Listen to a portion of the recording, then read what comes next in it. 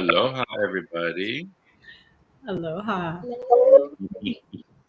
We have the beautiful Jessica and Jenny, creators of the Wisdom. Oh, my phone is still got volume. Just one moment. There we go.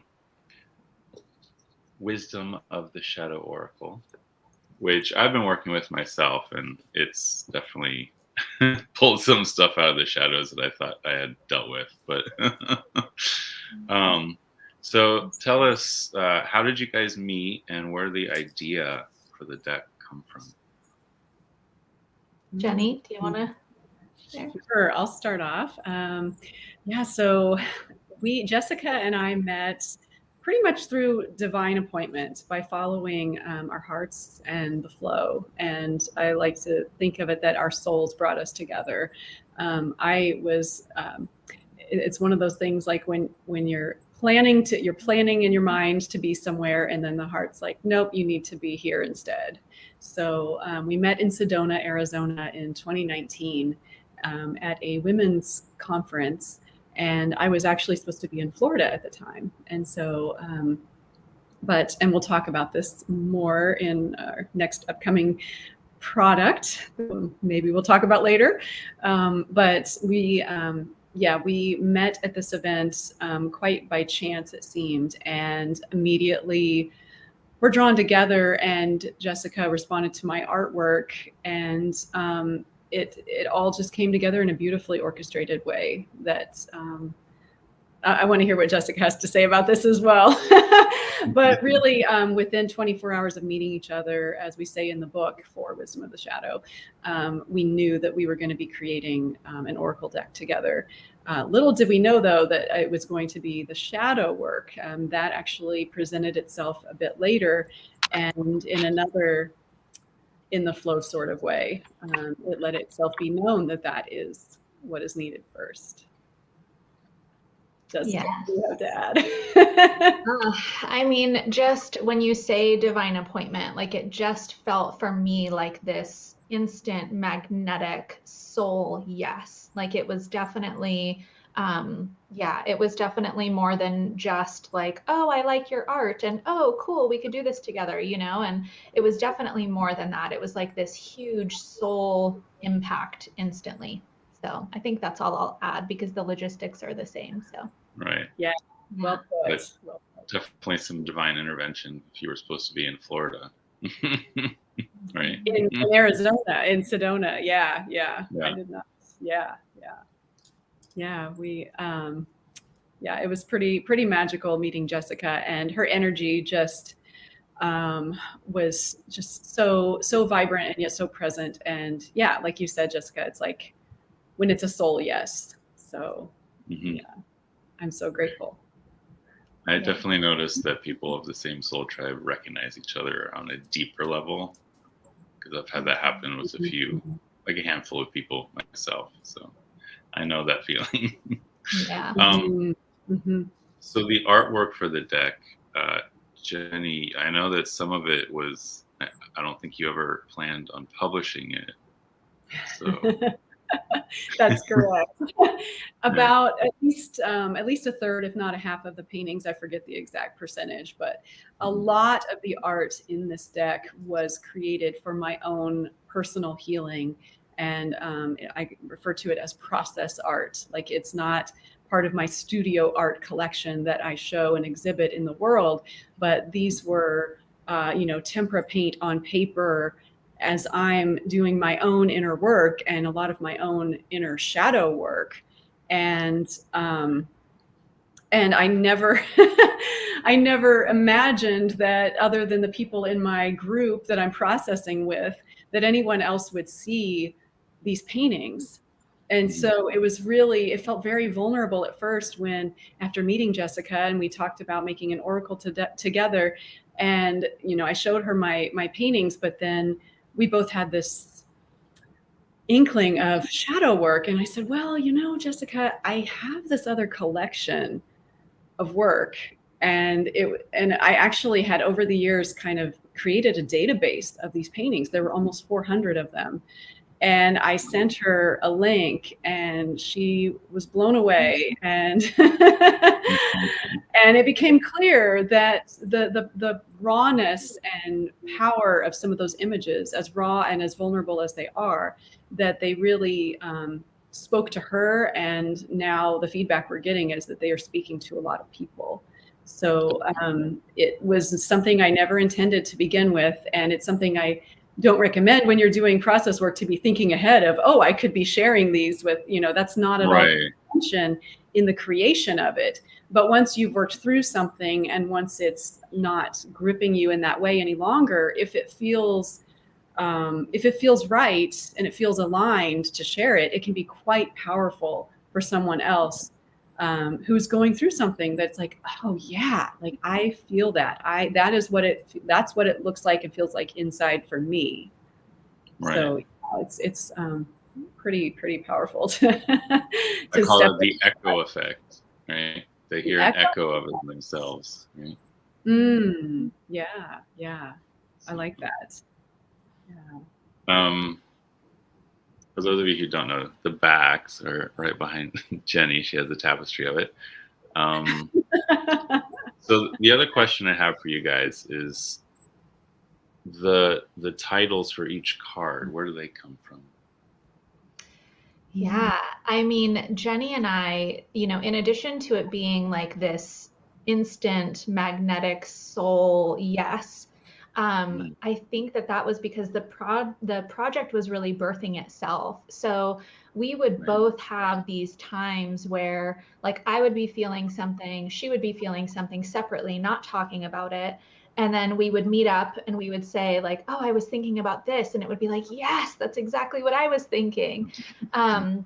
Or we would have, so we still do this for our next deck. And we were having these meetings where we get together, we like enter into soul space and we're co-creating it. So, she had some ideas of what the words wanted to be. I had some ideas of what the words wanted to be. And then we would get together and we would talk it out. And sometimes it would be that the words wanted to shift and be something completely different. So it was most, I think, from my perspective, it was most about like, what are the core essences of shadow work that want to be spoken through this deck, through this art. And sometimes the art was very clear, like fear. The fear card comes from her painting that's called Fear's Hostage. And so like that was the intention in the painting, right? Is this essence of fear. And then I feel like some of the other images, they either changed themselves or, there were a couple where Jenny was like, yeah, that's not the direction I was intending to go at all, but like it felt right for the deck. So it was like this the fear card for those of you who don't have the deck. Yeah. Right. And Jonathan, I love that you pulled up the voice card at the very beginning, because as I was sitting here kind of preparing, and I decided I'm just going to pull a card right now. And that's the one I pulled was voice. And that was an example of one where it was a process painting. It was, not necessarily intended to be seen. So, but yeah, Jessica, I love how you put that the words, the core essences really kind of evolved and arose and presented themselves. And I just love how we work together. It's very organic, of kind of this back and forth, and yet we're holding it with a bigger intention. And so things can shift easily, and it just kind of comes together. It's pretty magical the way it happens. Agreed. When we can hold space for it and not be like so attached to art, to ideas or mental concepts. It's pretty amazing. I feel like I want to add in this moment that this deck stretched us. Like it stretched us in co-creation, because I hope it's okay to say anything, which I think it's okay to say anything, but there were times where I'm like, this image needs to be in the deck. And it would be like, oh, and that's vulnerable, right? Like that's close to the heart. And like, and so some of them didn't make it in, and I'm pushing for Wisdom of the Shadow #2 at some point. And then same with the writings, you know, there were these times where it's like, oh, but I either I really want that in there, or I see how that doesn't work. And so it's really like when we were in this process together, it was stretching both of us. And also it was birthing itself. You know, it was this, obviously it was a labor of love. We put a lot of heart and soul into it, and it really was creating itself and being really clear on what things needed to be. So.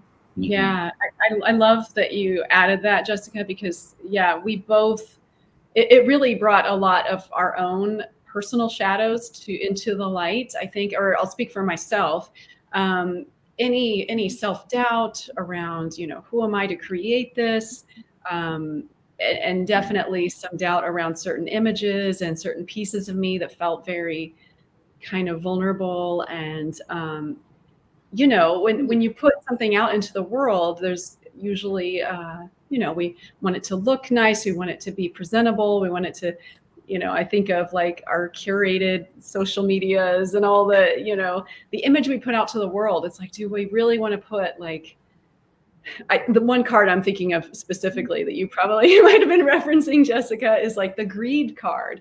Like we had a different image at first. Oh, that's funny. That one. And I was so resistant about using this one, but we went ahead and used it anyway. And yeah, it's one of my kind of little inner monsters. And but I'm actually really glad that we went with it, because a lot of people have responded like, oh my gosh, you know, like a couple of those that I had a lot of resistance around, a lot of feedback. Well, actually, oh, go on.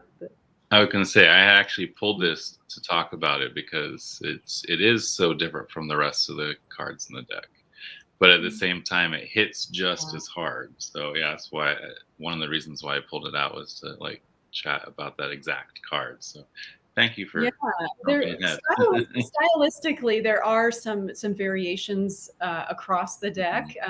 Some of the paintings that are more of my quote studio art paintings will have a different look and feel than some of the other process art that might be a little more childlike, more line work to it.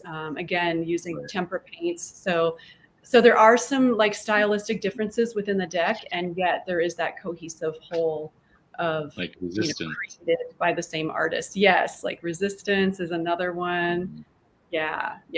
And then I was just gonna flash the image that is also on the cover of the box, which is Opening, which I'm assuming is more of the studio art you were talking about.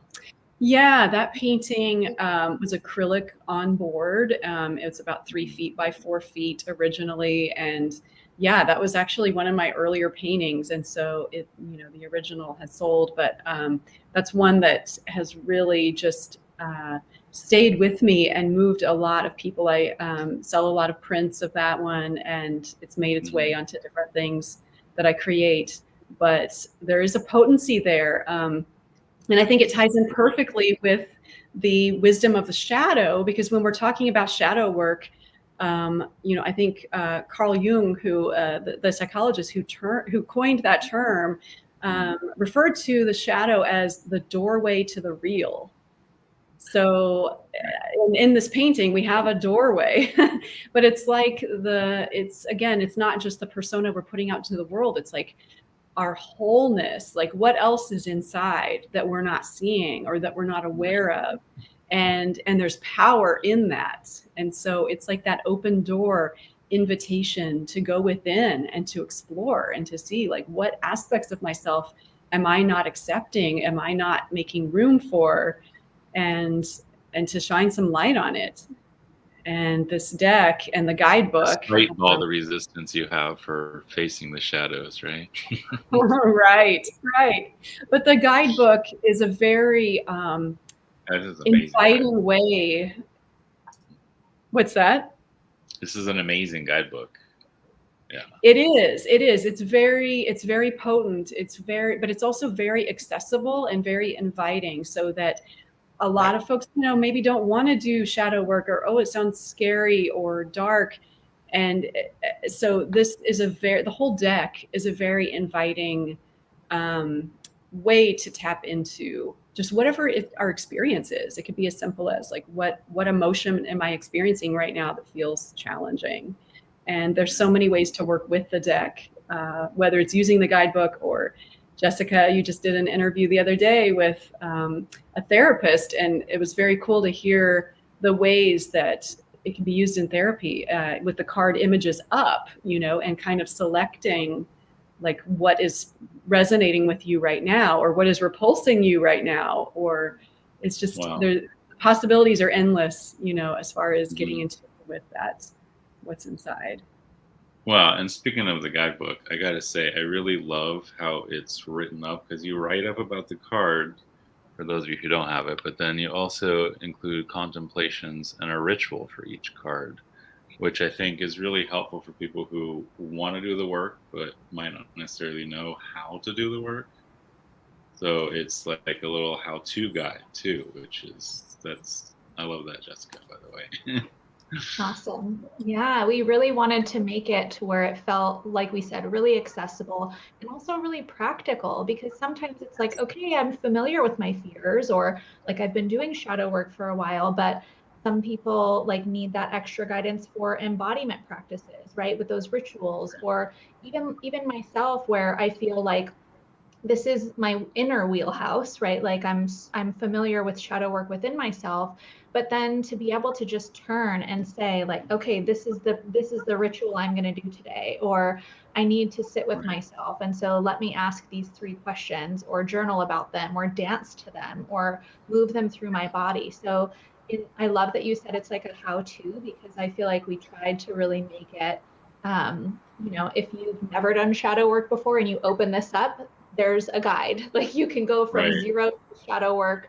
And also for the people who it is in their wheelhouse, right? Because there's always another layer to uncover. Jonathan, in the beginning, you said something about how it has brought things up that you thought that you've worked on, right? Like we all have those layers where the things keep coming up, and there's always layers to ponder and to work on, and to see things from a different aspect in our life. So right now I'm different than I was 3 days ago. And so the right now me can look at fear and learn something. Sometimes people will read the things that are in here to me. Like I'll be in a group space and somebody will be like, oh, I pulled a card, and I'll listen to it and I'll be like, oh, wow, and it's because there's always another layer. There's always another layer to uncover. Yes. Yeah. So even if we're familiar, we can open it up and learn again and again and again. Right. I love that you share that, Jessica, because I have turned to the deck like when I feel stuck with something, and it's almost like using it as if someone else had written it and created the images sometimes. So no matter how much work we've done, we can always get more from it. Yeah, it's beautiful. It's like an onion. There's always more layers to peel. Exactly. Endlessly. So one of the things that the book does have is these really cool spreads, and this 5-card one called the Alchemical Spread, like it starts with the core wisdom and then gives you like more support and wisdom about that core thing. Have you used this by pulling something specific for that first position? Like you want to work on your greed, so you pull the greed card purposefully and then pull the other 4? Or do you always just let the deck spit out what needs to be known? Yeah, I love that so much. Honestly, the way I've used the deck intentionally like that, or talked with people about using it intentionally, is like, yes, if you're challenged by grief in a moment and you're really seeking some support around it, then absolutely go pull the image, sit with the image, see what comes up, and go to the book and see what comes up there. And I just mentioned this in another interview, but it's just that extra layer of guidance when sometimes we need that support. And it's not necessarily about saying like, oh, I need to change my grief and I need to completely rid myself of my grief. But sometimes when we're in these inner challenging moments, it's just really nice to have the support that is the reminder of like, okay, this is on purpose and this is a normal human experience. And I can remind myself that I'm not alone and be transported in the moment. So I've used it intentionally that way, but with that alchemical spread, wow, that's a great idea. Great idea, Jonathan. Yeah. Endless possibilities for how to work with the cards. Right. Yeah. I mean, and that's the thing I love about this deck is like no matter how much I play with it, it keeps like unveiling more to me. I don't know how else to describe it, but it's just like there's more wisdom being unfolded constantly every time I pick up the deck. So That's great. I did pull a few other cards to talk about. Well, this one is appropriate since right, we all have doubt about putting our art into the world or our projects into the world, or you know, our faces on YouTube. So, and I did an alchemical spread just a couple days ago, and this was that center card, which is interesting because Jamie, Wandering Mountain Bardic Path, who's here, I've chatted with her about how like my biggest stumbling block these days seems to be self-doubt. So it's just funny that the deck would spit that card out at me. Yeah. But is this one of the cards that was one of the ones that we're using for yourself, for your own work? Oh, as a process painting, you mean? Yes. It is. And yeah, this is one of those images where I wasn't necessarily thinking of the concept doubt as I created it, as I was painting it. One of the things about painting for process is that there's usually not an intent. There could be an intention we're going into it with, but it's really about showing up to the page or the canvas and moving with color and seeing what emerges from the inside out. And so this image wasn't pre-planned, you know, like the bubbles coming out of her mouth wasn't pre-planned. It's just like playing with paint and seeing what shows up, what's wanting expression. And so I love working that way because it's amazing what does show up when we don't get involved with our minds and try to control the outcome, but just to see like, you know, there's so many, speaking of layers and levels to, you know, our being, there's so much within that is pre-verbal, that maybe from our past that hasn't had the space to express or come out.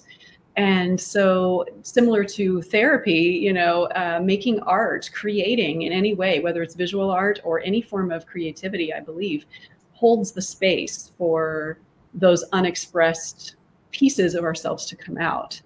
So that is the process that I've used on a lot of these images. And then looking at it after the fact, it's like, what is the core essence or the message here, you know, that is coming through? And I think for both of us, Jessica, you could speak to it as well if you have thoughts on it, but it had that kind of energy of kind of this questioning, almost this uncertainty and and doubt. And don't we all experience it in some form or fashion in what we do in the world? I know I certainly, as an artist, that is something that I don't know that it ever fully goes away. And in fact, there's a quote that I like to share with folks that come to my workshops and paint with me. And it's by the choreographer Martha Graham. And she talks about that there's a vitality, a life force energy within us that can only express through you. I'm paraphrasing here, but these were words to a self-doubting dancer that she was working with, that it can only be expressed through you, and that your job is not to judge whether it's worthy of expression or not, or how it compares to other expressions, that your job is literally to keep your channel open.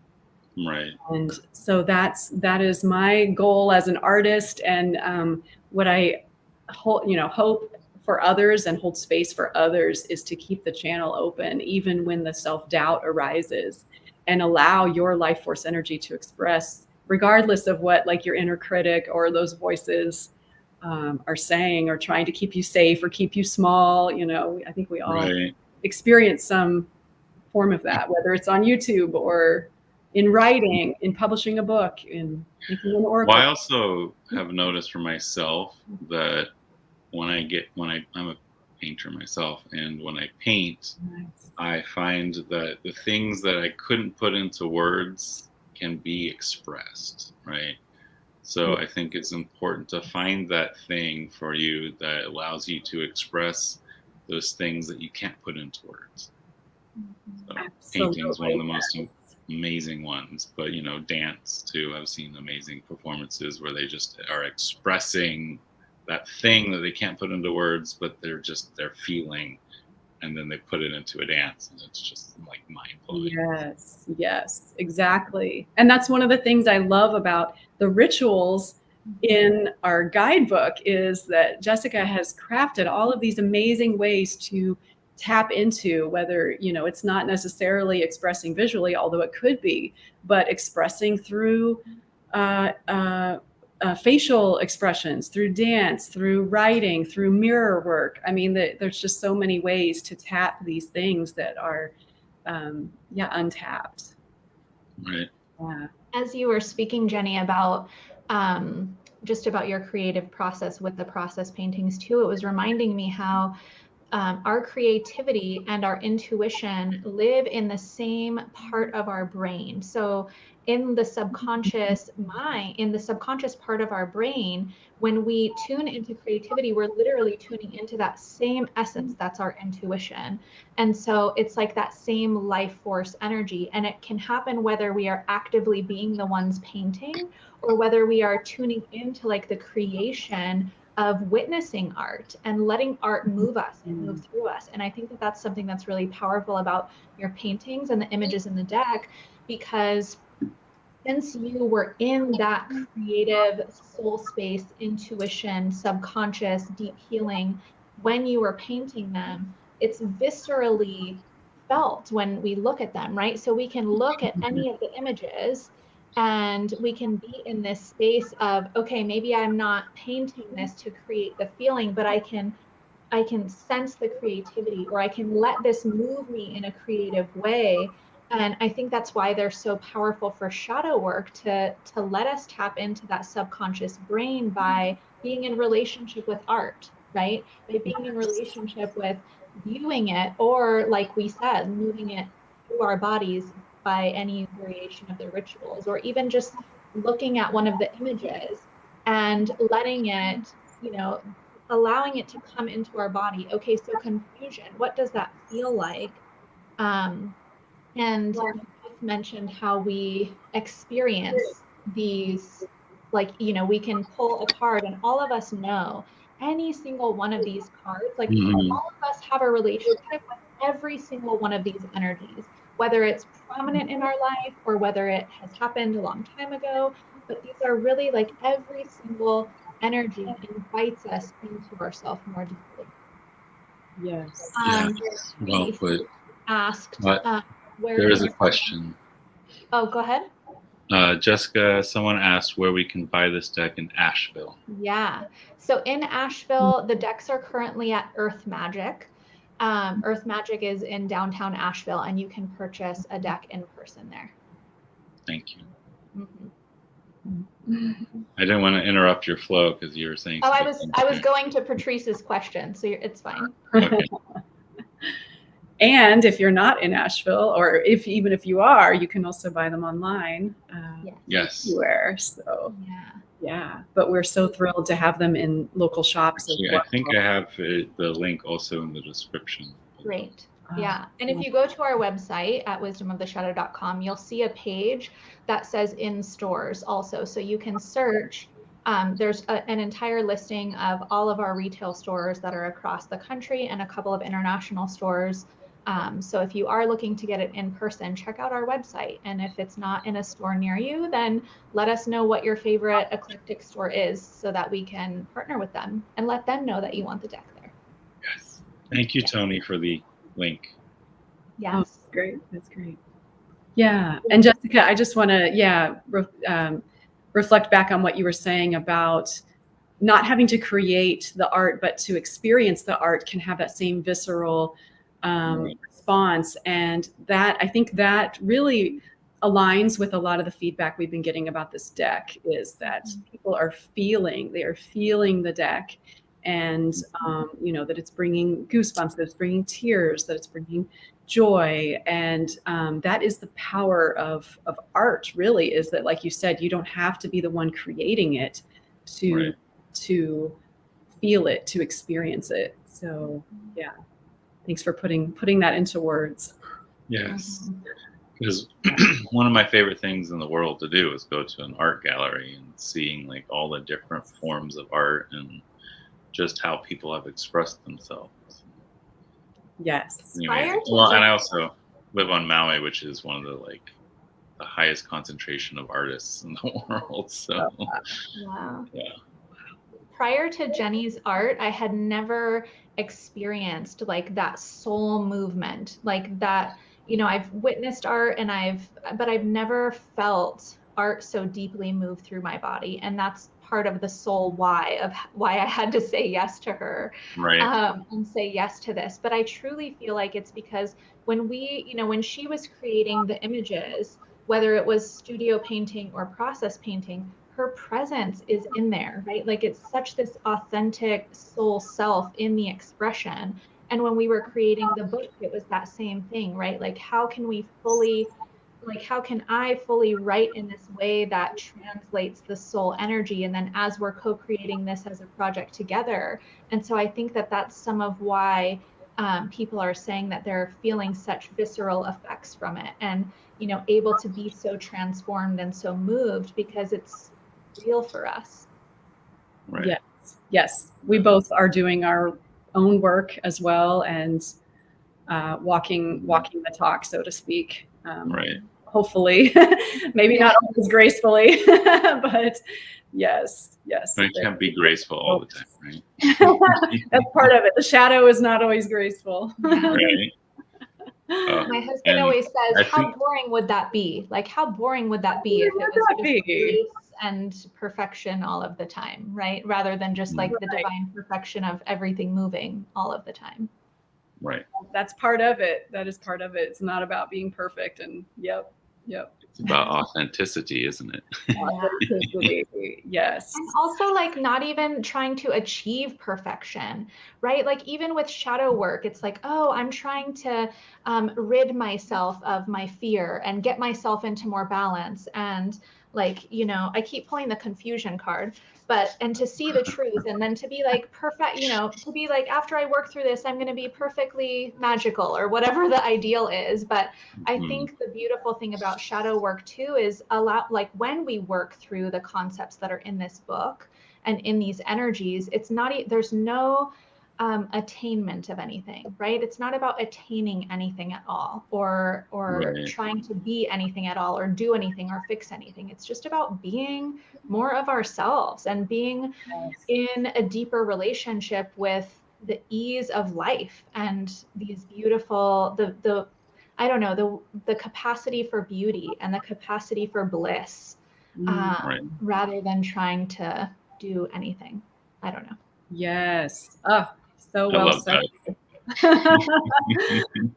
Yes.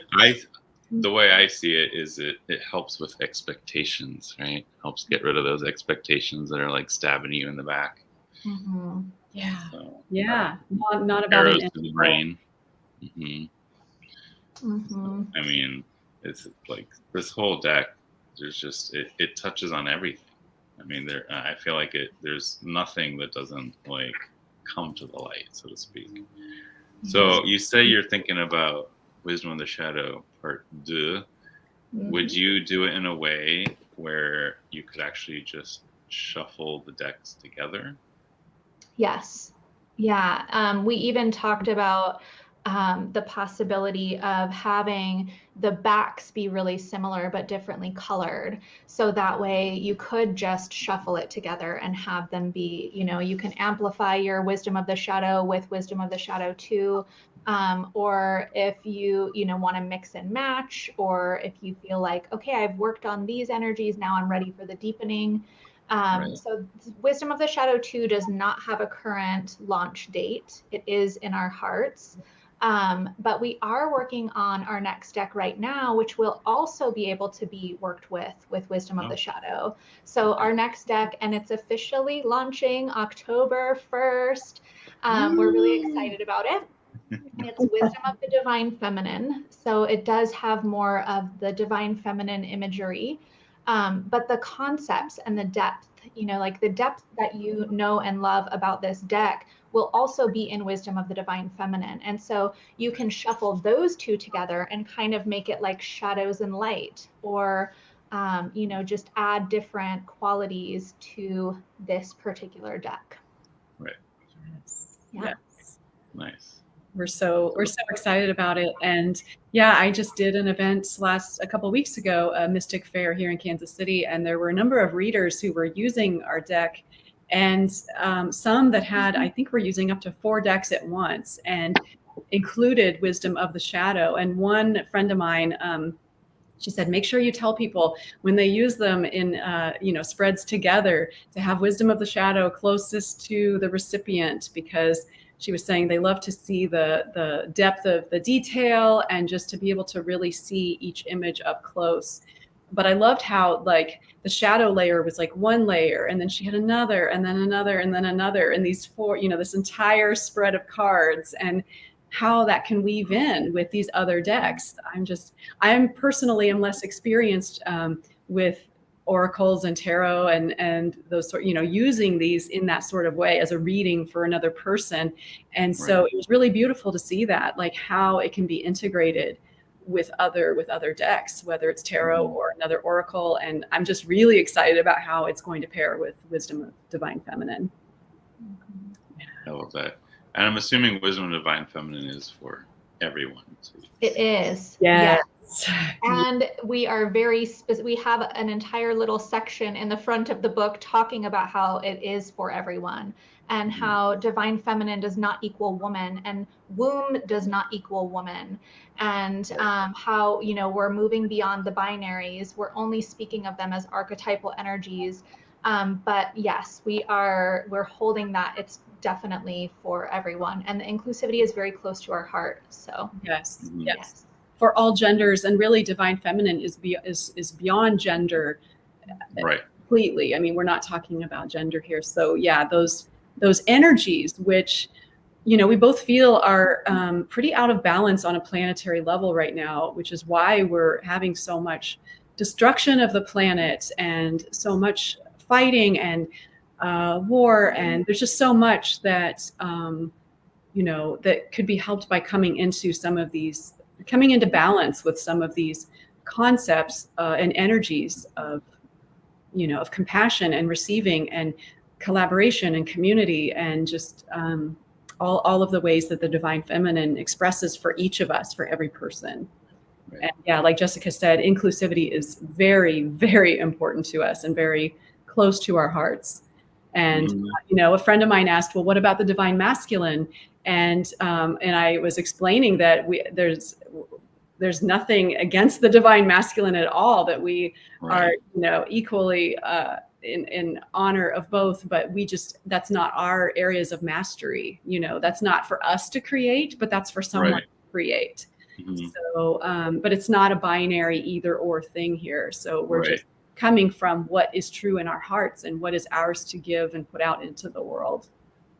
And the energies on the cards they'll be very similar, as far as we're talking about specific energies. So even in Divine Feminine, it's not like we're not talking about specific goddesses. We're also not even talking about different like feminine archetypes. Like we're not talking about like the witch or the mother or the goddess per se. Like we're talking about these energies of heartfulness and power and compassion. And so, Yeah. And you're hearing all this here first, Jonathan. I love that. Well, it's kind of funny for me because I've always been like in touch with my feminine side, to the point where I can't tell you how many ladies' nights and bachelorette parties I was invited to as one of the guests. So, I'm just one of the girls. Love it. Yeah. Well, you'll have to let us know what you think about our new deck. Oh, definitely. I can't wait. Yeah. So October 1st, it goes live on same website. Yeah. No, on Kickstarter. Kickstarter. Oh, okay, Kickstarter. Nice. So if you want to follow, we have our newsletter on wisdomoftheshadow.com, and you can just follow our Wisdom of the Shadow socials like Facebook and Instagram at Wisdom of the Shadow, and we'll post when we launch for Divine Feminine. Nice. Well, I wish you all the best luck. I will definitely be backing it. After that Oracle comes out, what do you have? Do you already have like the next thing planned, or are you just focusing on this right now? I think we're like multi-dimensional at all times. So when we created the image set for Wisdom of the Shadow, we actually set aside 44 images for Wisdom of the Divine Feminine. I mean, when we get into creation mode, like everything infinite flows through us. And so we're just consistently creating and being in this flow together. And so, we've mentioned before about Wisdom of the Shadow 2, and there may or may not be like another theme that has recently presented itself into our hearts. We were going to hold a retreat together this year, but with COVID, we are not doing that right now. So not only do we have these Oracle decks in creation, we also have in-person and or virtual experiences together. So I am a facilitator in my primary work, a facilitator of sacred spaces, and Jenny is also a workshop facilitator and has facilitated retreat experiences. And so we are also weaving that in right timing. So lots of magical creations from us. I love that. Yes. And maybe we'll have to do something in Maui. Yes. Yeah. Yes. Ooh, that sounds intriguing. We must talk more. Because I've been told by multiple people they see me doing retreats on Maui. I'm like, yes, I think people would want to come here and do all kinds of. Well, this is one of the most magical healing places I've ever been in my life. And I know people who come here for healing, and then once they're healed, the island's like, okay, move on. So for me, being here for almost 11 years, it's like the island's like, okay, now that you're doing your healing, start bringing in others to help them with their healing. Okay. So we definitely should talk. I'm going to talk also with Amber at Lavender Moon, and Sadhana, and Betsy Palmer. There's a few people that I think we should just get like a full-on conference for, after the whole weirdness is done in the world. Yeah. So as far as for me, next month I am taking the month off. So September I will not be doing any YouTube. I'll probably be in the chats or something, but I am not going to be making any videos during September. It's my birthday month. My birthday is a week from today. Thank you. But I already have everything lined up for October, all 4 weeks. First week, I am actually going to be doing a chat with Sadhana and Masha about the 5 elements and how it's different than the 4 elements that we see in Western astrology and stuff. And then I will have, they switched weeks. I'm trying to remember who came first. Malumar, the chakra healing tarot, followed by the lovely Om with Darshani. So yes, I have quite the October lined up. So please come join me again in October. September will be a month for myself, just to set aside and just kind of maybe do a little shadow work. It's perfect for birthdays, right? So I know that Jessica has a meeting. So do you have any last minute things you want to share before we wrap things up? Jessica? Yeah, I had something come to my heart recently. And so I just wanted to share it. So let's say that you are looking at the images and you're like, I would love this deck if it only didn't have this, this, and this, right? So then take them out. And I invite you to take them out and sit with the rest of the deck and see what comes up. And then after you're oriented with the deck a little bit and feel like, okay, I've been in relationship with the deck, I feel a little safer now, then turn to those particular images that came out and then ask yourself perhaps why there was resistance. So, you know, whenever I myself have resistance to some of the images in the deck. Jenny, I don't know if you do. Well, I know you had resistance to Yeah. So I mean, like even the creators have resistance to some of the images, right? Or like some of the energies. And so don't let that deter you from having this experience. And even, you know, one of the initial thoughts we had around the deck was actually shadows and light. And so there are some energies in here like balance and wisdom and change and rising and self-embrace that feel a little less heavy, right? And so even if it were like, I'm going to pull 10 images from the deck and only work with those and only pull from those, letting ourselves just experience it how we want, right? The whole purpose of this is to just invite a deeper sense of wholeness, to invite a deeper sense of healing, a deeper sense of integration of parts of ourselves. But actually, when, you know, shadow work can feel really heavy, but doing the shadow work is about releasing some of the heaviness and bringing some more lightness around it. So if there is resistance, I just invite you to then figure out how to work with it in a way that feels really good. I'll say one last thing is I just was speaking with somebody also about, oh, I haven't pulled my deck. I haven't pulled from the deck because, you know, like I felt like something would come up that I didn't want to see or didn't want to sit with. Perfect. So create an energetic boundary around that, right? Like turn to the deck and say, okay, I'm noticing that I don't want to get into this certain energy. So I'm going to say I will enter my deck, but I will not, like anything else is allowed, but not this particular energy. Or if it's like, oh, I don't know what could come up, then just ask the deck, okay, bring me the wisdom that is best for me to sit with in this moment, whatever that is. And so, yeah, I just invite us to really actually do the work around these because, you know, part of our desire to put this out in the world is knowing how powerful this inner work actually is. And so it's our desire that we want you to work with it however you work with it. Don't let it just sit, right? Actually turn to it. And so make it as accessible for yourself as feels good. Right. Yes. Yes.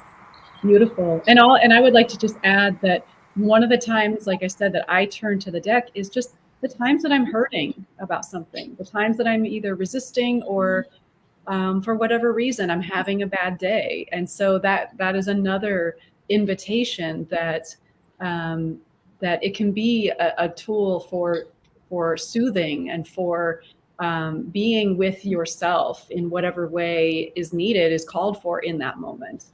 So so yeah, I've noticed that the times where I usually turn to it are when, you know, I don't know what else to do, and it's like, okay, I do know what to do now. I'm going to go pull from it. Well, and I like what you're saying is like, if you don't use the deck, you're not getting anything out of it. So getting the deck and just putting it on the shelf is not going to help you with shadow work. You got to do that's why it's called work, right? You got to actually do it. It's work and it's play too. Yeah. It can be play. Can be. Like some but of it's funny that people. playful. Yes. Yes. I was gonna say it's funny how people like talk about shadow work, but the second they actually have to do the work, they're just like, so well then turn it into play, like you said. Yeah. Right? Yes. Bring that inner child out. Yes. And even like go through the rituals in the book, like without it being I'm working on the deck in this moment, go through just the rituals in the book, find a couple that feel good and I love set the some time rituals. aside to play with them, right? Or if it's like, oh, I really love the ritual for fear, but I don't want to work with fear. Okay, switch the ritual and work with a different energy, right? So I tried to make it to where like there could be an array of different options for rituals, but we can adapt anything to whatever energy that we're wanting to work with in any given moment. Or let's say that you're sitting with grief and you've done the contemplations, you've done the ritual, and it feels like, ah, I'm still experiencing grief. Okay, so then move to a different ritual and just let that be around the essence of grief. And yeah, make it really adaptable. Mm. Well, and I love that you made the rituals very accessible and easy, right? Awesome. It's Yes. Yes. Yeah. And that was important to both of us, that you don't have to have all of these, sacred objects or be in a certain place. It's like, how can we do these with wherever we are, with if there's kids around, or like whatever space you can carve out for yourself, or just moments even.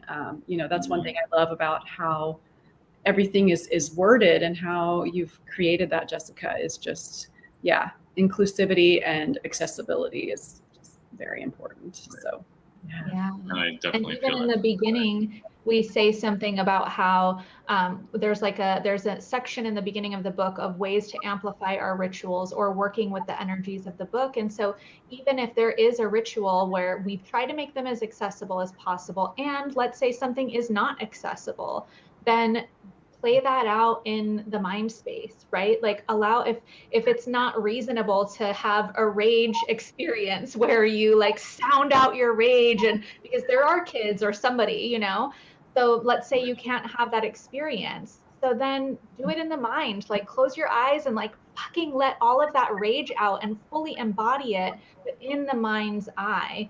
Not in this way to be like etherical, but in this way that's like we're actually letting our subconscious mind have the experience, right? So it's not necessarily bypassing the physical, but it's really about the subconscious mind anyway.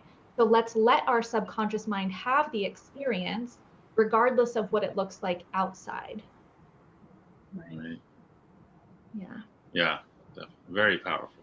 I mean, and I love that you said that it kind of made itself, because I definitely have that feeling when I'm using it, is that it's like it definitely came through you. It's something that seems channeled to me. So, and the fact that you included your own vulnerability, Jenny, is just that. I think that's what made it even more powerful to me. Thank you. I think we both, included, our own vulnerabilities. Yeah. Yes, definitely. Yeah. Thank you. So thank you both. I know, Jessica, you need to get to a meeting in about 7 minutes. So I'm okay. you're okay. So does anyone in the audience have a question before we get going? Yeah, I'd love to know if there's any questions. Yeah. And I mentioned in a different interview that, so I'm only saying that because if people watch multiple of our things, I'm going to repeat this, but it's because it's important.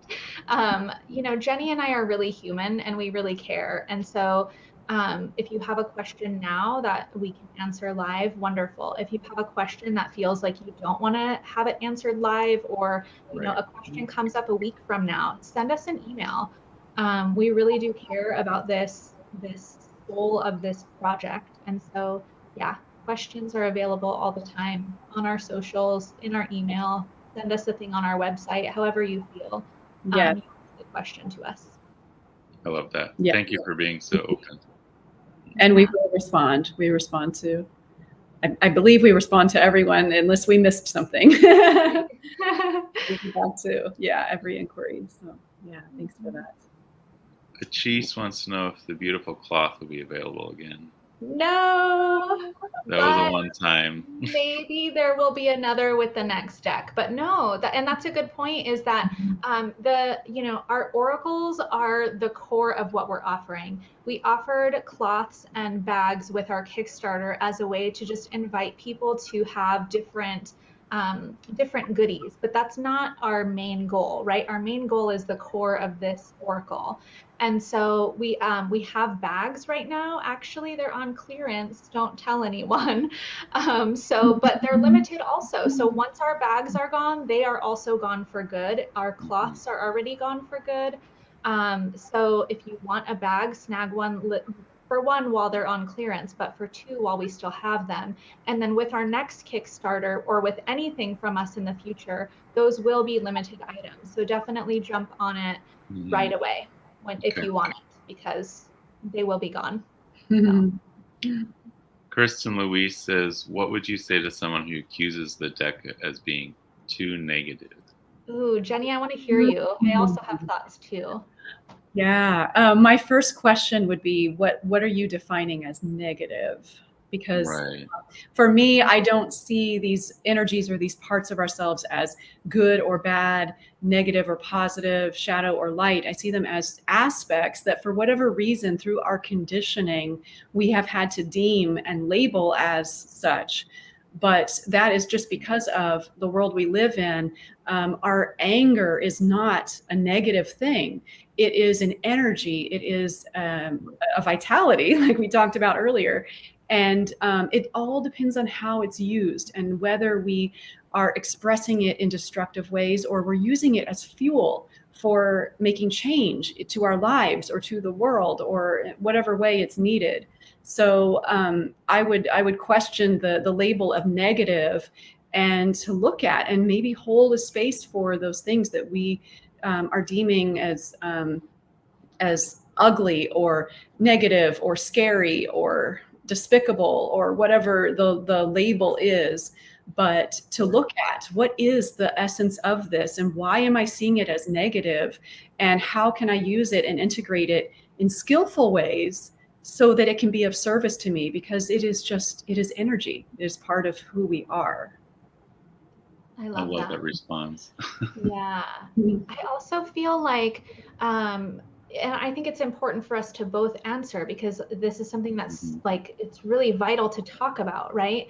And so I think too, it's like when certainly if I am absolutely consumed by my rage, certainly that can feel heavy. And so then there, we can label it as negative, we can label it as bad.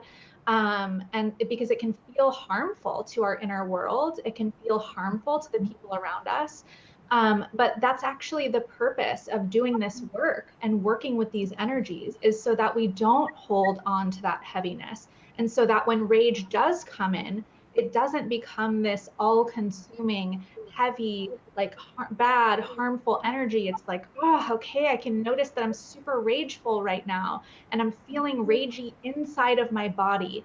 And so I believe, even as the author, I'm forgetting what I wrote, but I think I was talking about like the importance of when rage comes up in our body, it's also a reminder of where we're out of alignment or where something is out of alignment near us. And so it's like that reminder to tune into our truth. So then if I'm in relationship with shadow work, this deck, these energies, then when that comes in, it actually aligns me to my truth rather than being an all-consuming experience. And so doing this work actually moves us beyond to that thinking of something being negative or bad, and decreases the harm that these energies can have on our inner world and outer world.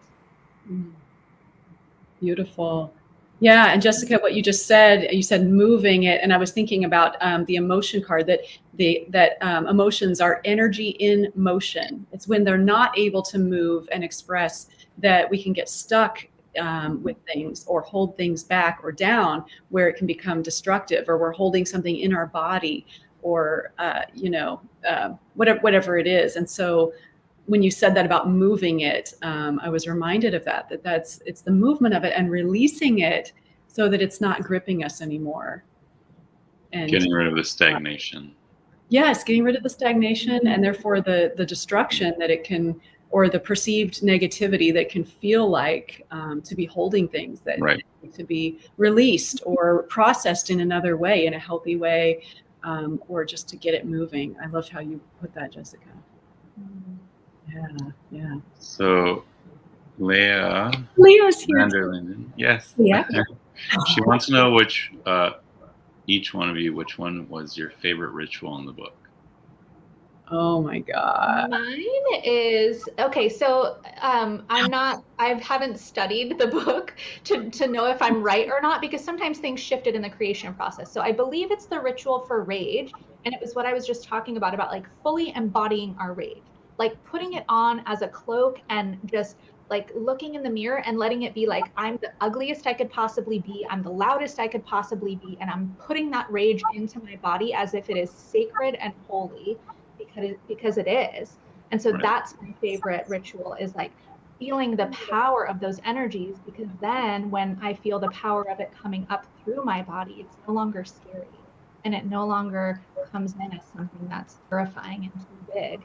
But because I put it on, now I know it's not too big and I can hold it, and then it can flow out. Right. I love it. I love it, Jessica, because that's the one I was thinking of too. I'm really not copying here. But, a lot of the rituals are more like, journaling based or kind of mentally based. And so one of the things I love about that one is kind of the playful aspect of, I can stand in front of a mirror and make ugly faces and make sounds. And I can't remember if it was did you say it was the rage card, or maybe this was voiced? I can't remember, but there was somewhere it was like acting out and making sounds and making scary faces. And that one I just love because it's tapping that playful energy of, okay, maybe this isn't scary. Maybe this isn't negative. Maybe this is something that I have disowned in myself, my own power. And to try it on, like you were saying, I love that one. It is the rage one. It's a good one. I think it was so powerful for me because that's also one of the most powerful personal rituals I've ever experienced on my own, is looking in the mirror and letting myself be as like ugly and scary and wild and raw and real as possible. Because sometimes we can have like this, like, oh, I can't get too emotional in public, or I can't let anybody see me like this. But how many of us have really seen ourselves like that? Like, have you seen yourself when you're in that? And like the witnessing of ourselves in that power is real. It's real. Right. Yes. Love it. Leah also would like to know, Jessica, how did you come up with all the rituals? They're so unique and powerful. Thank you. Yeah. A lot of them are because things that I've done within my own self. So like the rage one is because I've literally done that. Like I was in my apartment one time when I was living on my own a while back, and I was like feeling this just come up in me. And I was like in my bathroom, and I just so happened to be looking in the mirror, and I was like, oh, that's so like ugly, right? Or something. And then I'm like, oh, I'm going to do it more. And so I literally just got in the mirror and was like, and like shaping my face and trying to like scare myself, and just like seeing myself like that. But I also work with women. I've held women's circles for the last 5 or so years as my primary work. So it's all that I have done in the world over these last, like my full-time experience. And so I have, things come up. And so just feeling into energy and noticing what's alive, and then what can I use energetically to counteract this? What energetically can I feel into that can be like an antidote to this experience, or that can support me more deeply in understanding it? So a lot of it is either personal practice, things that I have experienced in sharing in women's circles, or just translating the energy into like, what is the antidote of that? Patrice mentions that ritual's a huge part of what you do, right, Jessica?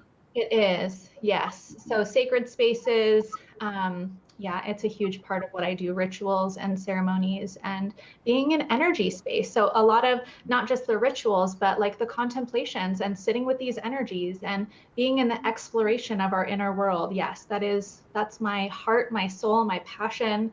And I'm grateful that that's my work in the world also. Yeah. And I love those contemplations, that there's 3 for each card. So it really, like, you can't help but go deep. Yeah. Tony wants to know, will there be a dual purchase option to get both decks? Because she lives in the UK. Yes. Yes, there will. Yes. Okay. we're still working on that integration as far as how that ordering process will go, but absolutely. Yeah. Well, if you're doing Kickstarter, you could always just have that be one of the tiers. Yes. Yeah, there you go. And we did just get better international shipping rates as of maybe 2 weeks ago. And so if somebody is international and they looked us up maybe a month ago or before, our rates were higher, but we just like unlocked this new ability to get better international shipping rates. So Yes. Right. Yay. Awesome. Well, thank you both. I know it's 9:05 here, so I don't want to cut into your time too much, Jessica. So thank you both. Thank you, everyone who's in the chat.